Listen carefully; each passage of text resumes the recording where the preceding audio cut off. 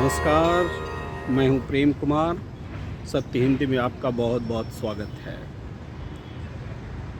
लोकसभा चुनाव में इस बार मुसलमानों के वोट करने की प्रवृत्ति में फ़र्क दिख रहा है और ये फ़र्क बहुत ही उल्लेखनीय है। अब तक ये माना जाता रहा है कि मुसलमान जो वोट करते हैं वो भारतीय जनता पार्टी के उम्मीदवार को हराने के लिए और जो कोई हरा सकता है उसके लिए गोलबंद होकर के वोट करते रहे हैं। यानी मुसलमानों की वोटिंग को नेगेटिव वोटिंग आप मान सकते हैं, अगर ये प्रवृत्ति सही रही है और किसी हद तक सही भी रही है। लेकिन इस बार मुसलमानों के वोटिंग पैटर्न में एक बदलाव देखने को मिल रहा है और इस बदलाव की वजह की भी हम चर्चा करेंगे। लेकिन बदलाव क्या है इसको समझना ज़रूरी है। मुसलमान अब ये देख रहे हैं कि उसके लिए बोल कौन रहा है, उसके लिए जुल्म सितम कौन सह रहा है। भले ही ये ऐसा वर्ग, ऐसी पार्टी चुनाव जीते या न जीते, और ये प्रवृत्ति पूरे देश में है। जम्मू कश्मीर में भी है, उत्तर प्रदेश में भी है, तेलंगाना में, हैदराबाद में भी है, दूसरे तमाम जगहों पर भी ये प्रवृत्ति है। और ये जो सोच मुसलमानों में बदलाव आई है सोच में, उसके कारण राजनीति पर भी इसका असर पड़ता दिख रहा है। अब ये राजनीति पर असर कैसे पड़ रहा है आप देखेंगे। असदुद्दीन ओवैसी की पार्टी AIMIM, जो आम तौर पर इसलिए कुख्यात रही थी कि वो मुस्लिम वोटों का बंटवारा करती है और भारतीय जनता पार्टी को मदद करती है, इस बार मुसलमानों ने उनको सर आंखों पर नहीं बिठाया। जो AIMIM बिहार में अधिक से अधिक सीटों पर लड़ने का दावा कर रही थी, जो AIMIM उत्तर प्रदेश में अधिक से अधिक सीटों पर लड़ने का दावा कर रही थी, उसने अपने हाथ पैर समेट लिए और उसने यहाँ तक कि तेलंगाना में भी असदुद्दीन ओवैसी ने अपने आप को सीमित कंस्टिट्यूएंसीज़ में बांध कर रख लिया। नतीजा क्या हुआ? नतीजा ये है कि पूरे देश में मुस्लिम वोटर्स जो हैं अब बिखरते नहीं दिख रहे हैं। ये पहले जो नेगेटिव वोट होता था मुसलमानों का, अब वो एक अलग किस्म से पॉजिटिव वोट में बदलता दिख रहा है। अब मुसलमान ऐसे सोच रहे हैं कि जब हर बात के लिए राहुल गांधी को सुनना पड़ता है, कांग्रेस को सुनना पड़ता है, उस पर तुष्टीकरण के आरोप लगते हैं, उस पर मुसलमानों को प्रश्रय देने के आरोप लगते हैं और इन आरोपों के समांतर हिंदू वोटों के ध्रुवीकरण की कोशिशें होती हैं, यानी खामियाजा पूरी तरह से कांग्रेस और इंडिया गठबंधन को भुगतना पड़ रहा है। बीजेपी से हेड ऑन करती हुई कोई पार्टी दिख रही है तो वो कांग्रेस दिख रही है। तो ऐसे में इस बात को नज़रअंदाज कर दिया जाए कि किसी सीट पर कांग्रेस पार्टी जीत रही है या हार रही है, इंडिया गठबंधन जीत रहा है या हार रहा है, इन चीज़ों से परे हटकर वोट हमें इन्हें ही करना है। ये जो प्रवृत्ति में बदलाव है, ये प्रवृत्ति में बदलाव उत्तर प्रदेश के जो पहले और दूसरे चरण का चुनाव है और ख़ास तौर से जो दूसरे चरण का चुनाव है उसमें स्पष्ट रूप से दिखा है।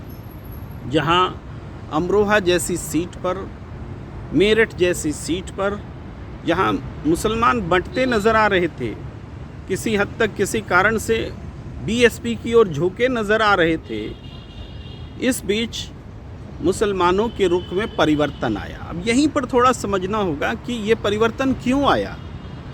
ये परिवर्तन नरेंद्र मोदी जी के भाषण की वजह से आया।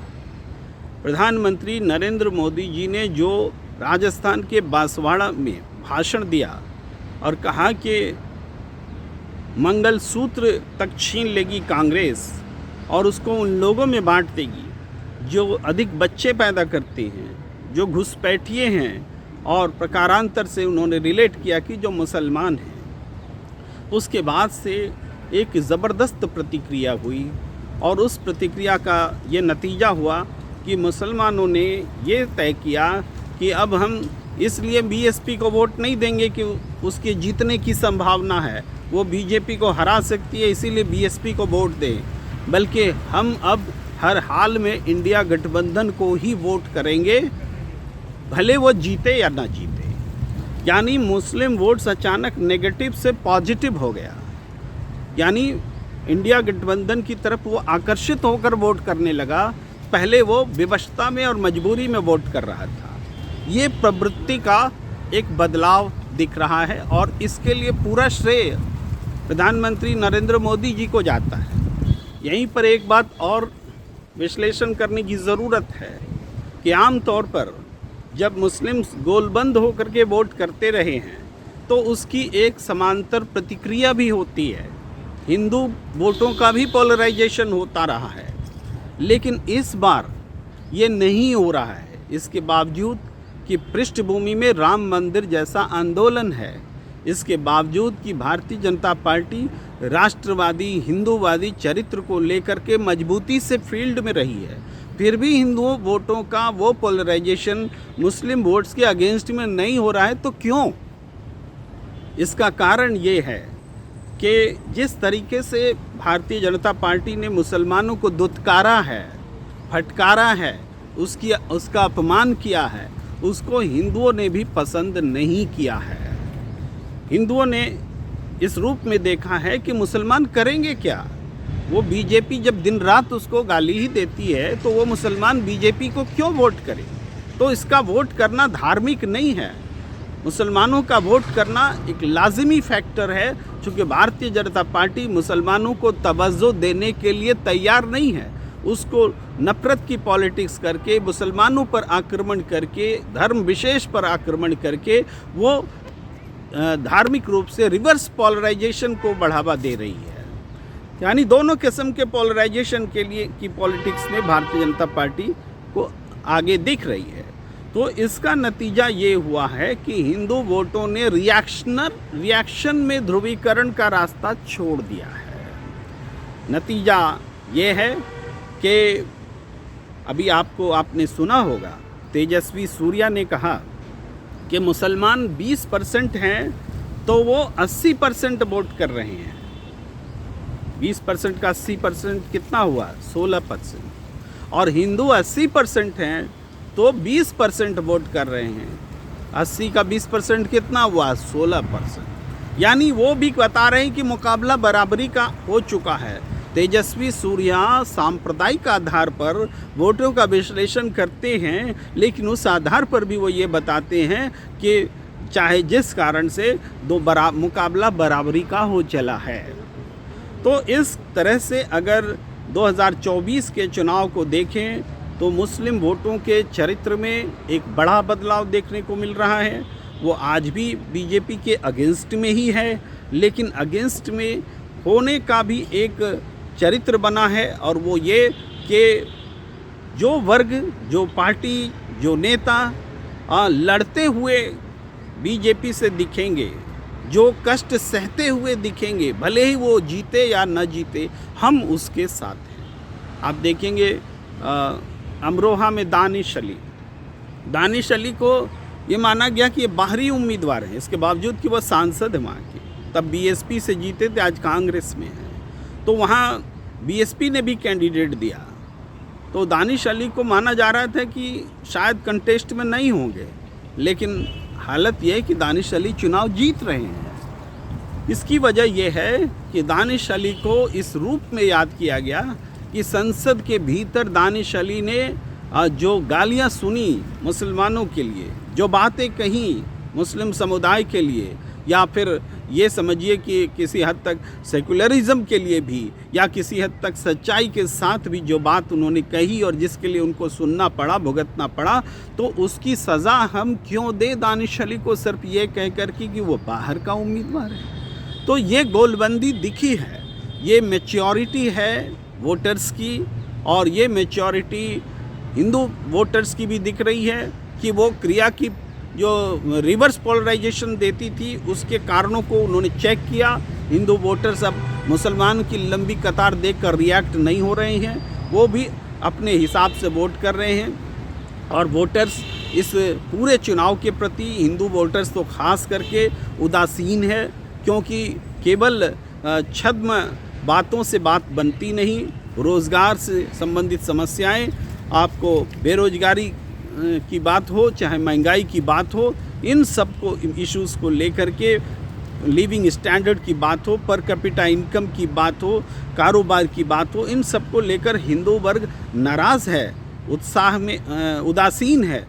इसलिए वोटिंग परसेंटेज पर भी इसका असर दिख रहा है। इस सिम्टम्स को अगर हम समझते हैं तो इलेक्शन को एनालाइज करने में ये जो फैक्टर है, इसको सहूलियत होगी इस फैक्टर को समझ करके।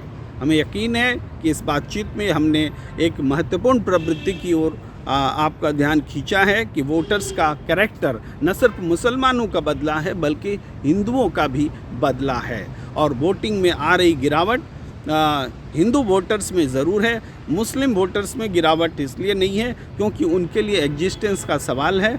उनको दुत्कारने, हटाने, मिटाने जैसी बातें लगातार बोली जा रही हैं, उसके खिलाफ उनको एकजुट होकर वोट करने का सवाल है। इसलिए तमाम प्रशासनिक बाधाओं के बावजूद लोग लाइनों में लगकर धूप में परेशानियां झेल करके भी वोट कर रहे हैं। इसलिए मुस्लिम इलाकों में वोट्स आज भी ज़्यादा है, इसके बावजूद कि उनको दिक्कतें आ रही हैं। और आपको रामपुर का उदाहरण लीजिए, जो बाई इलेक्शंस हुए थे उसमें उन्होंने प्रशासन से असर्ट नहीं किया था कि हमें वोट देना ही है, लेकिन इस बार के चुनाव में 2024 के लोकसभा चुनाव में मुसलमान असर्ट कर रहे हैं। प्रशासन उनको सुस्त वोट करने के लिए तमाम तरह के हथकंडे अपना रहा है, उसकी प्रतिक्रिया दे रहा है मुसलमान। वो खड़ा होकर लंबी लाइन लग के वो वोट देकर ही वहाँ से जाना चाहता है। अब अलग बात है कि किसी परिस्थिति में वोट पड़ गया, उनके बदले इस तरह की शिकायतों के बीच उनको वोट देना नहीं मिला हो, लेकिन पूरी कोशिश उन्होंने की है कि वो वोट दे सके। ये प्रवृत्ति जो है डेवलप हुई है। दूसरी तरफ हिंदू मतदाता जो हैं उदासीन नज़र आए हैं। ये इस चुनाव की सच्चाई है। इस बातचीत में फ़िलहाल इतना ही। हमें दीजिए इजाज़त।